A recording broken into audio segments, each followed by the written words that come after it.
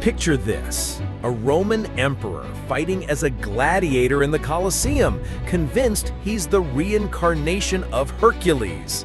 Another emperor tries to make his horse a government official. And one poor guy gets assassinated while literally taking a bathroom break during a war campaign. Welcome to the wildest political story ever told, the complete saga of all 80 Roman emperors who ruled for over 500 years. We're talking about the ultimate mix of military genius and spectacular madness, family drama that makes reality TV look tame, and enough backstabbing to fuel 1,000 Netflix series. From Augustus, who built the greatest empire in history, to little Romulus Augustulus, who watched it all crumble. Each of these rulers shaped our world in ways we still feel today. So hit subscribe if you're ready for the craziest history lesson you've ever heard.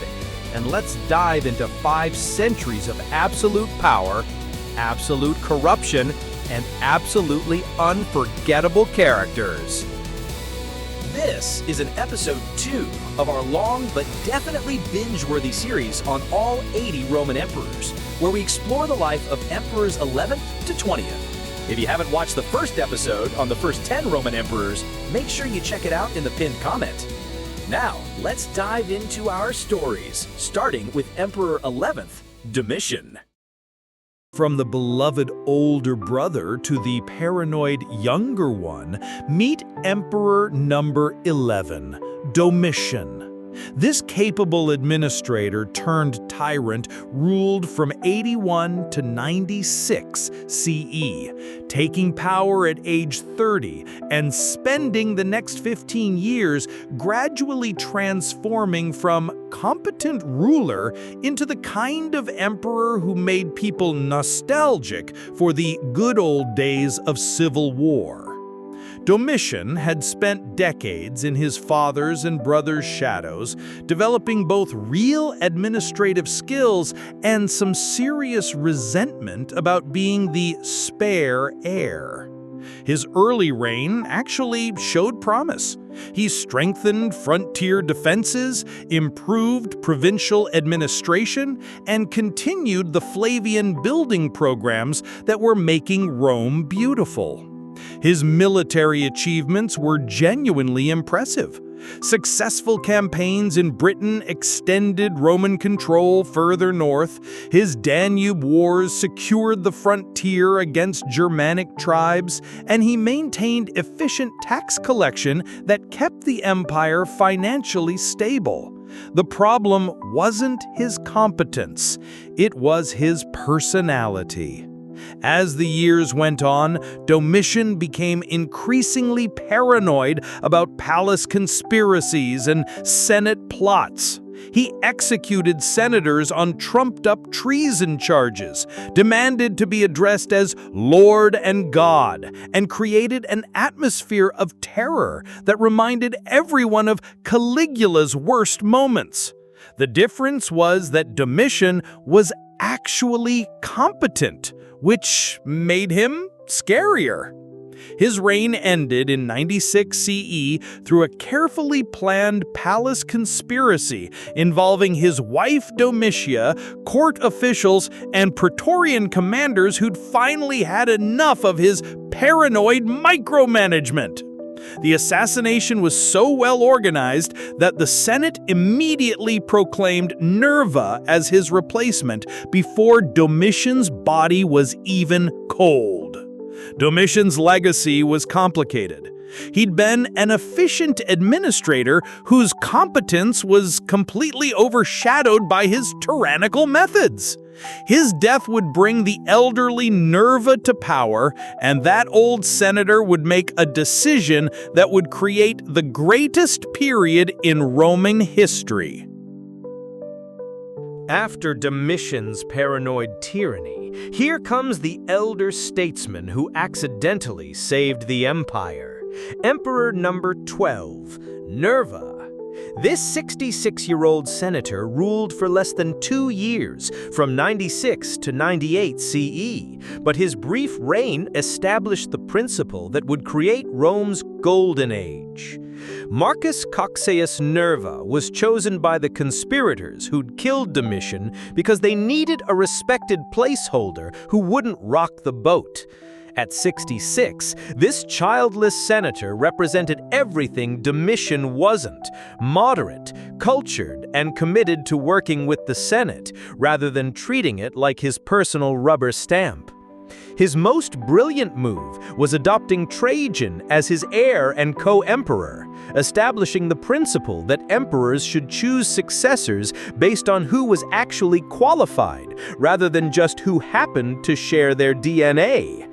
This decision would create the Nerva Antonine dynasty, widely considered the peak of Roman civilization and the closest thing to good government the ancient world ever saw. During his brief time in charge, Nerva released political exiles, ended the paranoid treason trials, gave land to poor citizens, and reduced taxes while somehow maintaining military strength. He proved that imperial power could be used with restraint and wisdom instead of fear and excess, revolutionary concepts after Domitian's reign. His natural death in 98 CE was mourned, but not unexpected given his age. More importantly, his succession plan worked perfectly. Trajan took over smoothly, validating the adoptive principle that would govern Rome for the next century and create what historians call the 5 good emperors.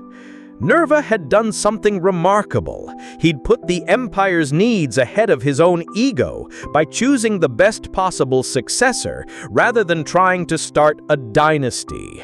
His wisdom would be proven by what came next, because Trajan was about to show the world what a truly great emperor could accomplish. Now we meet one of the absolute legends. Emperor number 13, Trajan.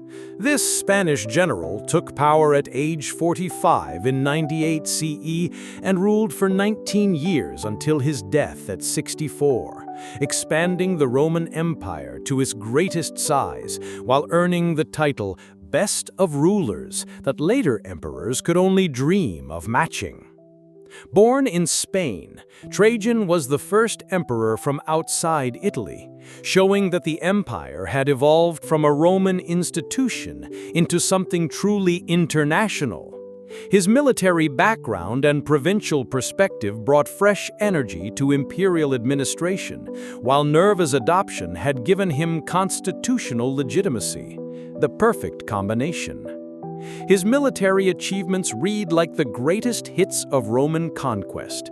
He conquered Dacia, modern Romania, and brought so much gold back to Rome that it funded building projects for decades, briefly extended Roman control beyond the Euphrates River into modern Iraq, and generally made every other empire in the known world nervous about what he might do next. But Trajan wasn't just about conquering stuff. He implemented massive building programs throughout the empire, from his famous baths and forum in Rome to infrastructure projects in distant provinces. His administrative reforms strengthened the imperial bureaucracy, while his legal innovations protected citizens' rights and provincial interests better than ever before. He died in 117 CE while returning from his eastern campaigns, reportedly saying he regretted leaving unfinished business in Mesopotamia. His reign had shown that imperial expansion and good government could work together, creating prosperity and stability across the Mediterranean world that people still talk about today. Later emperors would be judged against Trajan's standard. The Senate's traditional blessing became, "May you be more fortunate than Augustus and better than Trajan," which basically acknowledged that this Spanish general had set the bar impossibly high for everyone who came after.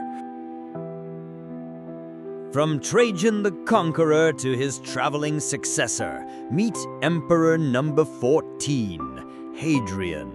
This Renaissance man became emperor at age 41 in 117 CE and spent the next 21 years until his death at 62 personally visiting every corner of his vast domain while transforming imperial policy from expansion to making what they already had actually work. Hadrian was Trajan's cousin and adopted heir, but he couldn't have been more different from his predecessor. While Trajan conquered new territories, Hadrian was more interested in understanding the ones Rome already controlled. He spoke fluent Greek and Latin, appreciated Egyptian and Celtic cultures, and basically turned being emperor into the world's most expensive study abroad program. His most famous achievement was Hadrian's Wall across northern Britain, an 84-mile stone barrier that basically told the Scottish tribes, "This is as far as we're going, thanks." But this was just one of countless building projects, the Pantheon in Rome, which is still standing and still amazing, new cities in Egypt, and renovated temples throughout Greece and Asia Minor. The darkest moment of his reign was the Bar Kokhba revolt in Judea from 132 to 136 CE, which he crushed so thoroughly that Jerusalem was refounded as a Roman city, and Jews were banned from entering it. This brutal response contradicted his otherwise enlightened governance and showed that even philosopher emperors could be ruthless when they felt threatened. His death in 138 CE ended a reign that had stabilized imperial borders while celebrating learning and culture like never before. Hadrian had proven that emperors could be both effective administrators and genuine intellectuals, though few of his successors would have either the brains or the energy to match his example. The man who'd traveled constantly to understand his empire had created a golden age of peace and cultural achievement. His death would pass power to AntoninusPius, who would take a completely different approach to imperial administration. From Hadrian, the constant traveler, to his stay-at-home successor, here's Emperor number 15, AntoninusPius. This wealthy senator from France became emperor at age 51 in 138 CE and ruled for 23 years until his death at 74, earning his nickname Pius through dutiful governance and proving that sometimes the best thing an emperor can do is stay home and handle the paperwork. Hadrian chose Antoninus specifically because he was the opposite of exciting. Cultured, competent, and committed to Roman values without any of the personal quirks that had made previous emperors interesting but exhausting.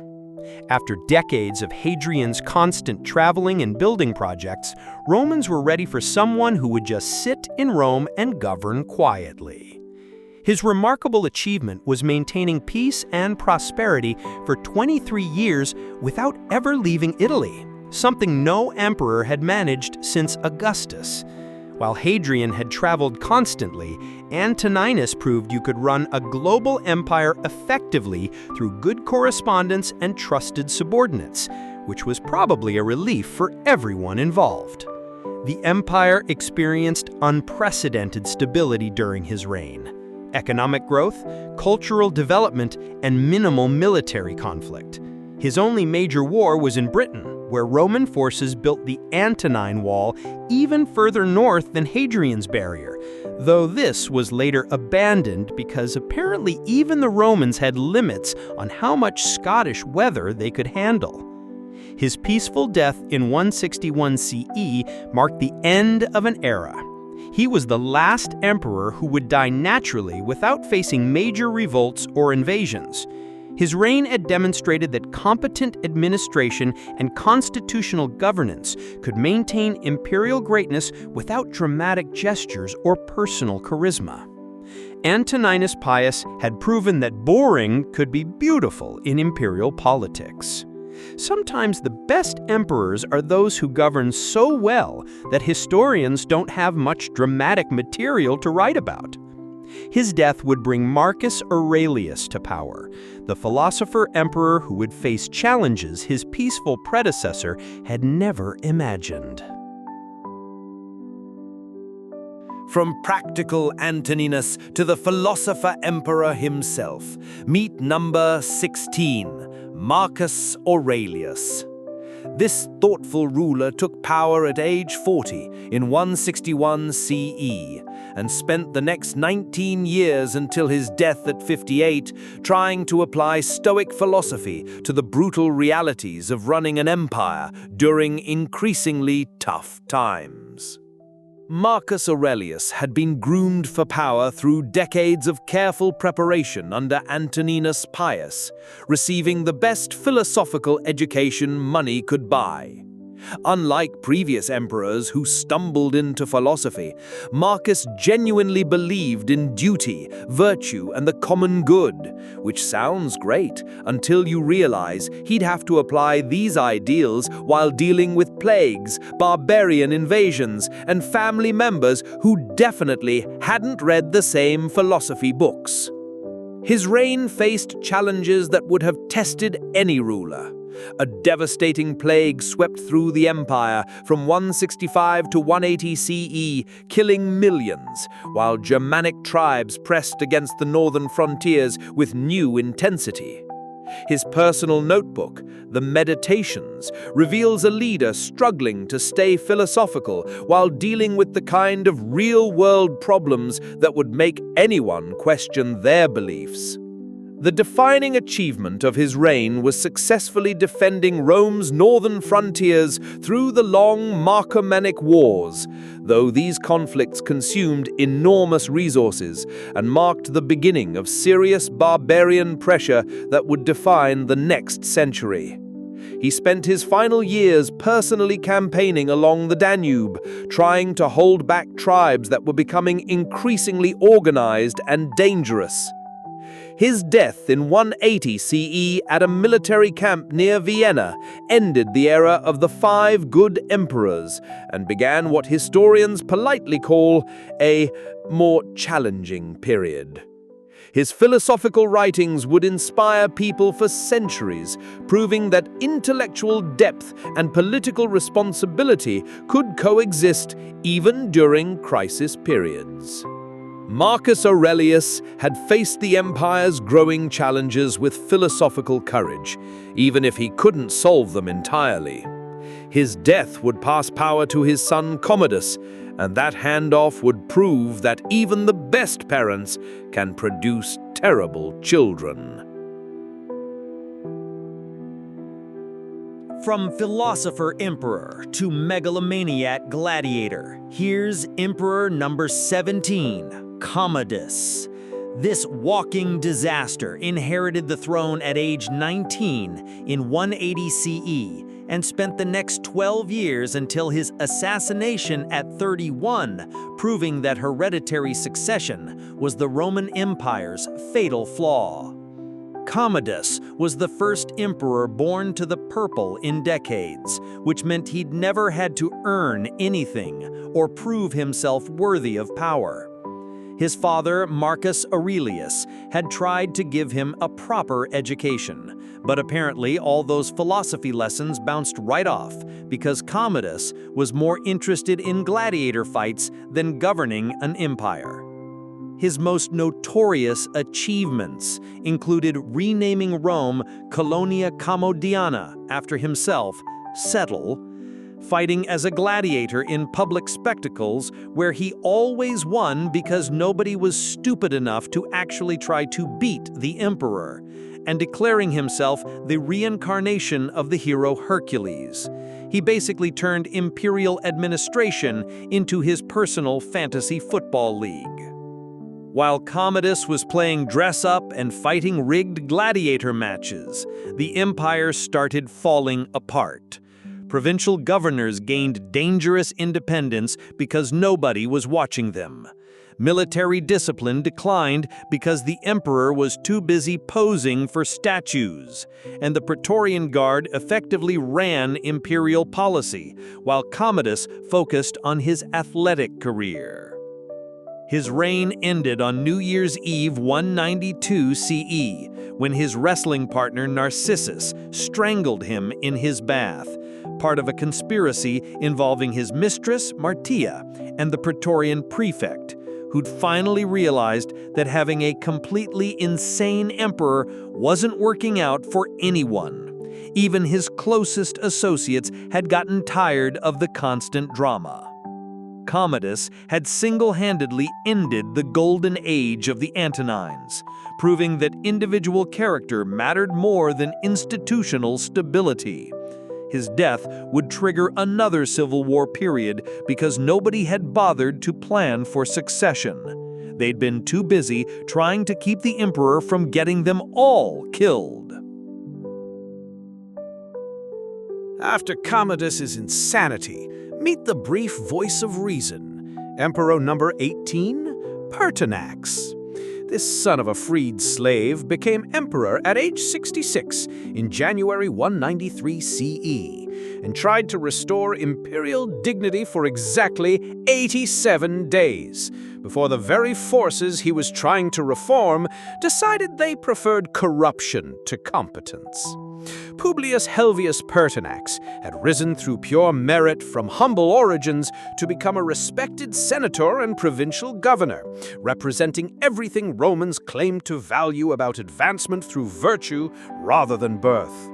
The conspirators who killed Commodus chose him specifically because he had a reputation for integrity and competence, qualities that had been in short supply recently.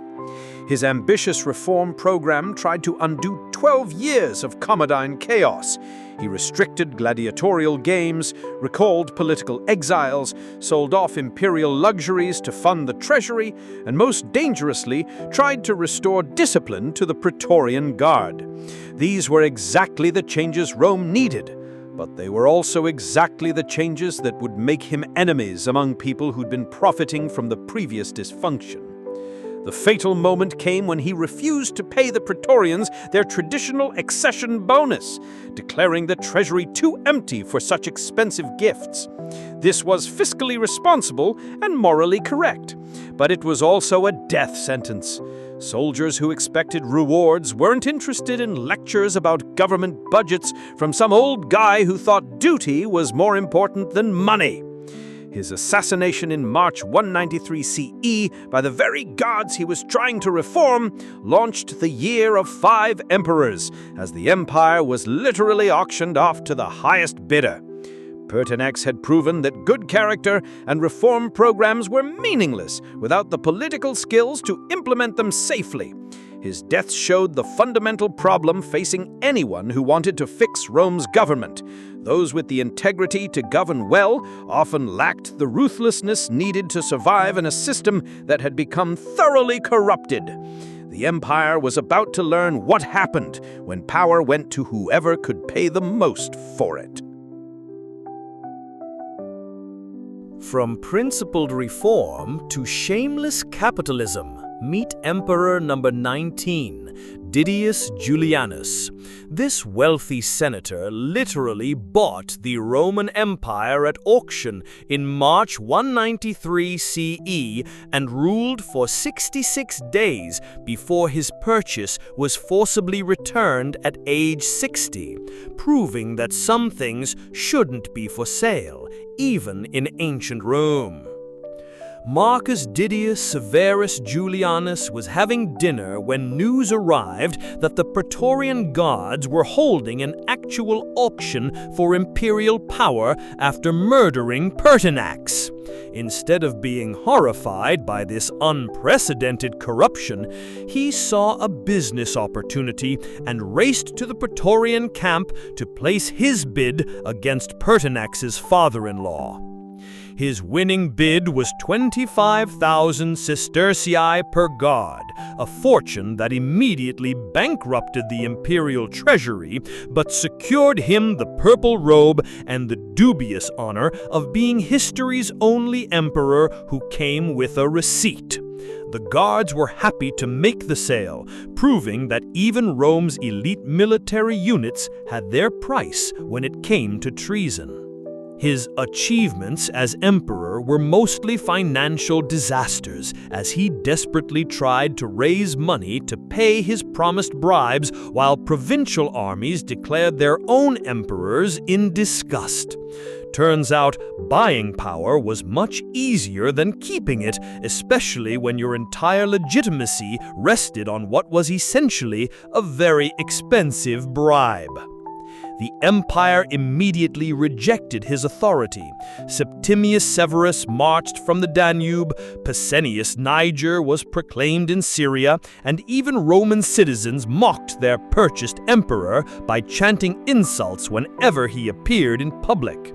His reign became a joke that nobody found funny except possibly the Praetorians counting their money. His death in June 193 CE came when the Senate condemned him as Severus's armies approached Rome, and the same guards who'd sold him the throne abandoned him faster than you could say buyer's remorse. His execution ended the empire's brief experiment with direct democracy through bribery. DidiusJulianus had proven that imperial legitimacy couldn't be purchased like a fancy villa. It required some combination of military support, popular acceptance, or constitutional process that money alone couldn't provide. His death would bring a real soldier to power, someone who understood that empires were won through strength, not auction bids. Meet Emperor number 20, SeptimiusSeverus, the tough guy from Africa who proved that sometimes Rome needed a real soldier to fix its problems. This career fighter from North Africa ruled from 193 to 211 CE, grabbing power at age 48 and holding on to it for 18 years until he died at 65. He rose from the complete mess of the year of 5 emperors to start the last great royal family through being better at war than everyone else. When news reached his army base that some rich senator had literally bought the throne from the bodyguards like it was on sale at the market, Severus didn't just roll his eyes, he declared war. While DidiusJulianus was desperately scraping together coins to pay his bribes, Severus was already marching toward Rome with soldiers who actually knew how to fight. His lightning-fast campaign proved that the guys defending the borders had become more Roman than the Romans living in fancy houses. This guy's war record reads like the ultimate action movie. He crushed 3 rival emperors in civil wars, invaded Scotland because apparently Hadrian's wall wasn't scary enough, and launched attacks in the Middle East that brought enemy capitals under Roman control. But Severus wasn't just about winning battles. He doubled soldier pay, expanded the army, and started recruiting tough frontier guys instead of pampered Italians who probably complained about the food. His deathbed advice to his sons perfectly shows what kind of guy he was. Keep the soldiers happy and ignore everyone else. This wasn't just military thinking. It was his realistic take that the empire would survive by keeping armies loyal, rather than worrying about senators or regular citizens. His changes turned Rome into an open military state, ending any pretense that emperors ruled through fancy constitutional stuff. Severus died in 211 CE at York while fighting in Britain, probably the last emperor who actually made the empire stronger during his time in charge. His legacy was a militarized state that cared more about soldiers than civilians, a system that would control Roman politics for the next 100 years. But here's the thing about military families. Great generals often have terrible kids, and Severus's son was about to prove that getting an empire handed to you and actually knowing how to run it are totally different things.